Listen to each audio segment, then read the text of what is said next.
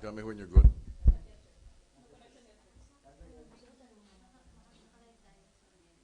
All right. Sige. We'll be joined by SFA in a few minutes.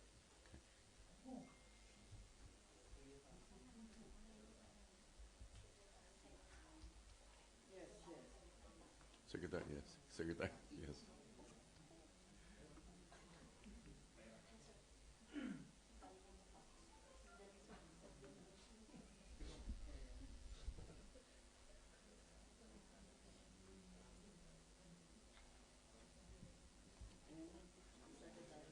Pwede na.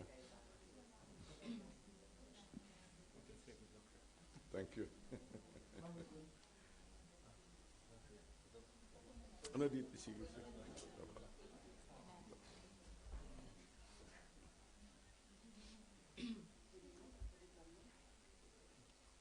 Good? All right. 23 May 2017, Moscow. The President has called me and asked me to announce that as of 10 p.m. Manila time, he has already declared martial law for the entire island of Mindanao.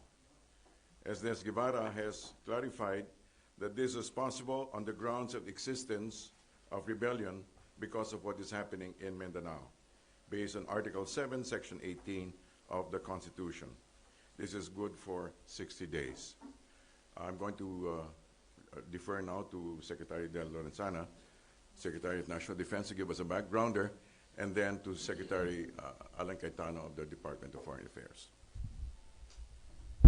Good evening. At 2 p.m. this afternoon, Manila time, joint elements of the Army and the police were trying to serve a warrant of arrest on Isnilon Hapilon at Barangay Basak, Marutlot in Marawi City when they were met with firefight or firearms, gunfire from the group of Hapilon Isnilon. At the same time, other groups also of the Maoti and ISIS, group of ISIS, this Maoti is ISIS-inspired, started also to occupy some establishment in Marawi City. They occupied the Amay Pakpak Hospital. This is a hospital under the DOH, the City Hall, City Jail, and part of the MECO compound.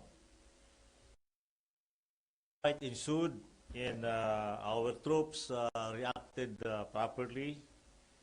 But as of tonight in the Philippines, they were the Maoti group burned several facilities: the St. Mary's Church, the City Jail, and the Dansalan College. The Maoti fighters still occupy also the main street of Marawi City. It's called the Quezon Street, and two bridges leading to the city. As of tonight, there were 3 killed government troops, 1 PNP and 2 Army, and 12 wounded. The whole of Marawi City is blacked out. There is no light, and there are snipers, Maoti snipers all around. So the troops are still on holding, and several troops elements have already joined them from other neighboring units, and tomorrow morning we are bringing in more troops from Zamboanga and Manila. I talked to the commander of the 1st Division, Major General Rolando Bautista, a while ago, just maybe 5 minutes ago, and he gave me this update. Later, I talked to the governor of Lanao del Sur, Governor Adjong, and he also told me the same thing. Now, There are no civilians are roaming around. They are all in their houses, but there were several houses also that were burned surrounding the other facilities that were burned earlier. Now that is all that we can give you at this moment. We are still waiting for other development.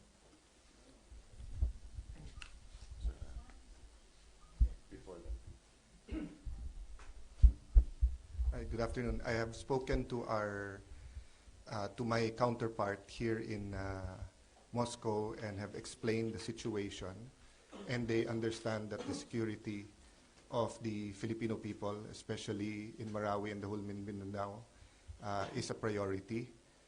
They understand that the presence of President Duterte is essential in the Philippines, but I will be staying behind. The agreements will be signed, and we will have a bilateral meeting with the Honorable Foreign Affairs, the Honorable Minister of Foreign Affairs, Lavrov.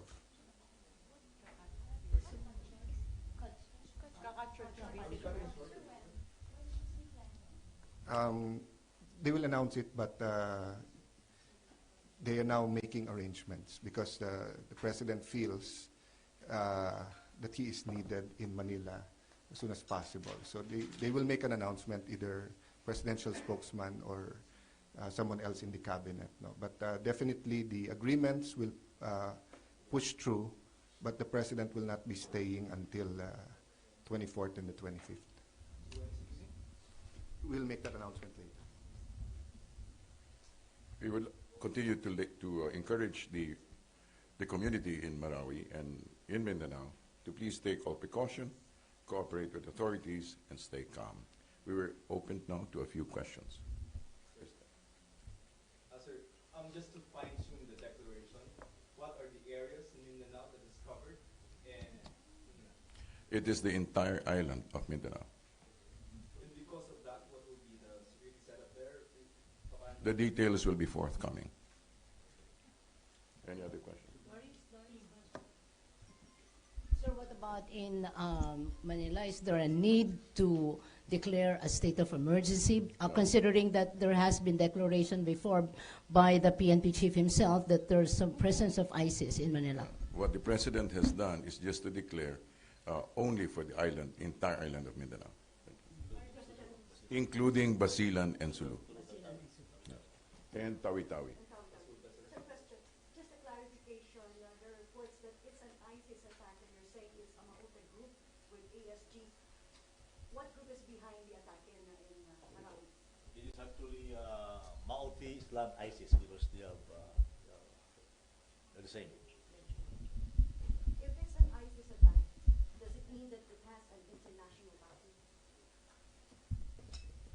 I believe so because we already there have been report that came to me from Baghdad that they are already seeing these pictures in the website of ISIS.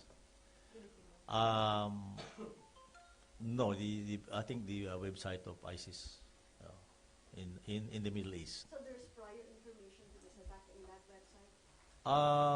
Maybe no, but you can always stream those information immediately, just as we are doing now. Yeah.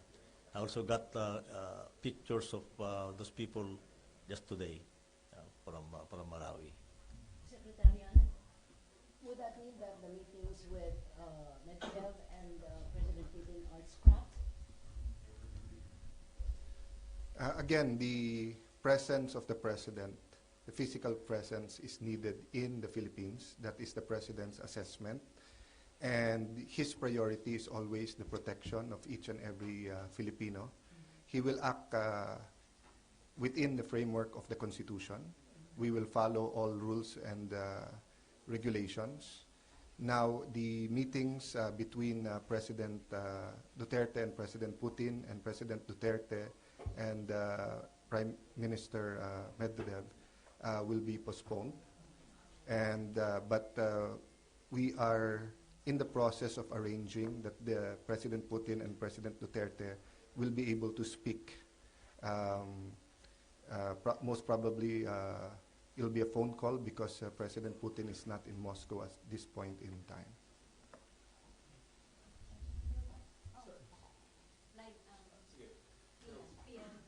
Good afternoon, sir. Good evening na pala.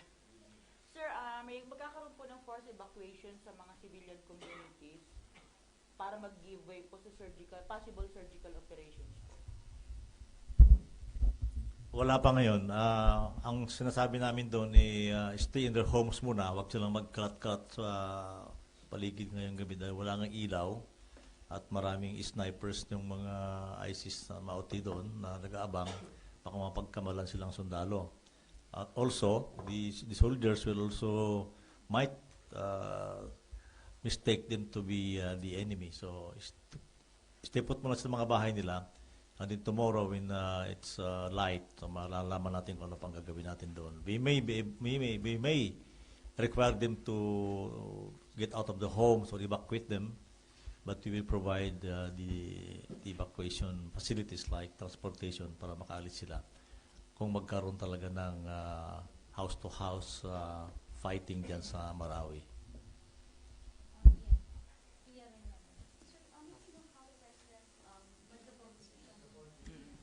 May we know how the President decided, what was his thought process and what were the events that led to his deciding to declare martial law? Was he briefed? Who briefed him? Was his decision also suggested by defense officials?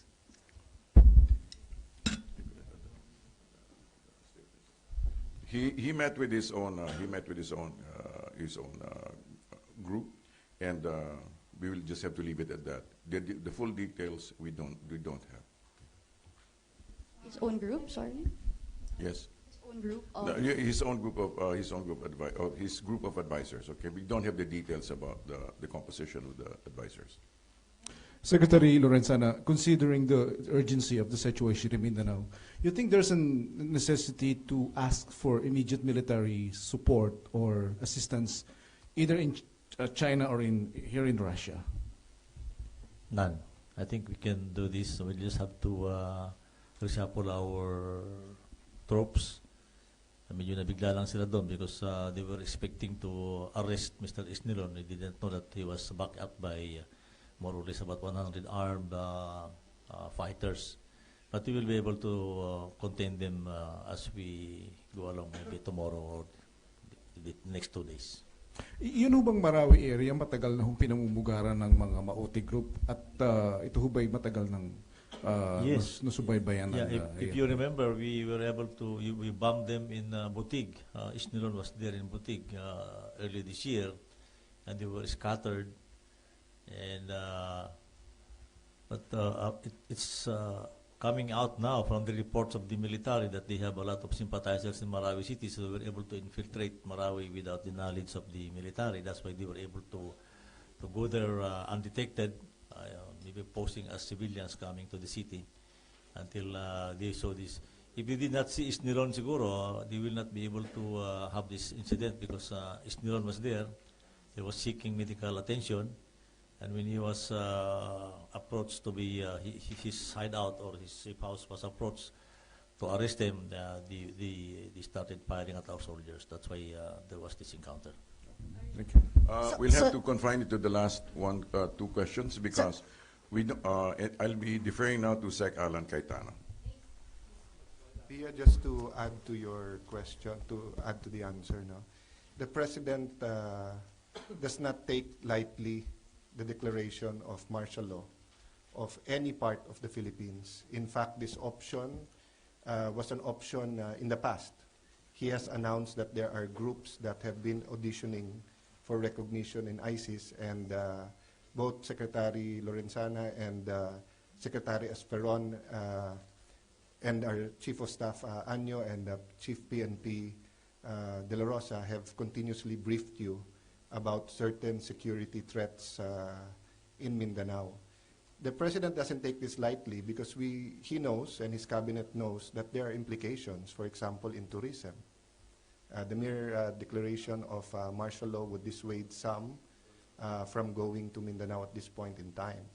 But the priority of the President is the safety, the lives, and the property of the people of Mindanao. So he cannot sacrifice the lives of people for any amount of money or for any economic reason. So please rest assured that the details will come in later because of two reasons. One, they're focused now on the situation. Number two, there are many things that they cannot discuss at this point in time because the groups in Mindanao who are being monitored are also monitoring what we will say here. And we cannot reveal the strategy or the military tactics or the actions of the civilian government. No? So we apologize at this time, but we will be transparent and give you the information you need as soon as we are capable of giving it without endangering the lives of the men in uniform, especially in Mindanao. I think we need to defer to the statement of Secretary Cayetano regarding the delicacy of the matter. So let me just end now. Do you still, Yusek, do you still maintain sa mga ating officials, do you still maintain your previous statement that the government is still in control of the situation in Marawi considering may mga lumalabas na... My statement, if you were listening to it, is this.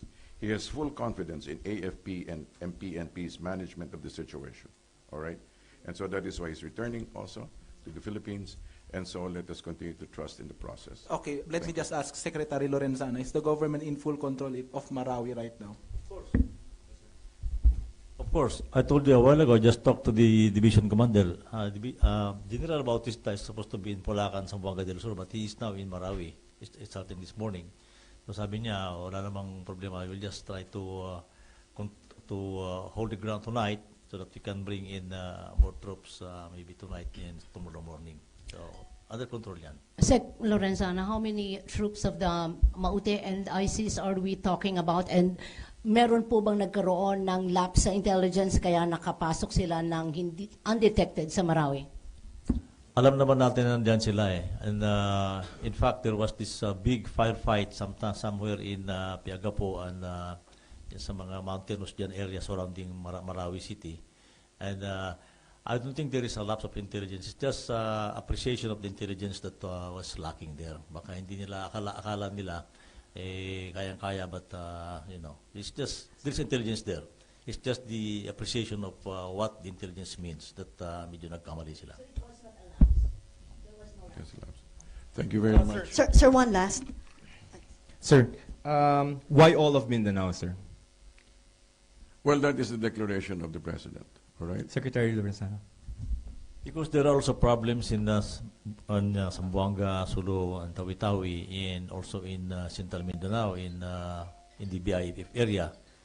And we also have some problems in Region 11, yung mga pangungutong ng mga NPA. So sabi nga ni Presidente, he has been telling these people that if I declare martial law, tatapusin ko lahat ng problema. So kaya nga buong Mindanao na. So related to your statement, how is a declaration of the martial law going to help with the problem with Maute and all of that?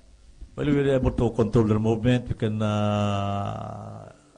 lahat ng dapat gawin sa martial law, we will implement. Control of movement, searches and arrest or detain people for warrantless arrest, sir. Suspension of writ of habeas corpus, and details sa follow na lang. Sir, yung arrest will begin. Wrong. Details to follow. Thank you very much. Thank you very much.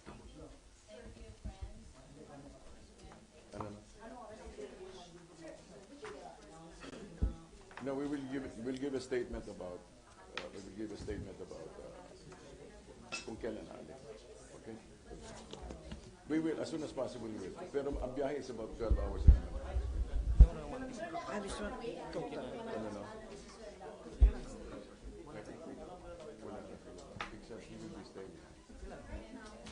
We will, okay, off the record muna ito. We intend to leave as soon as possible. If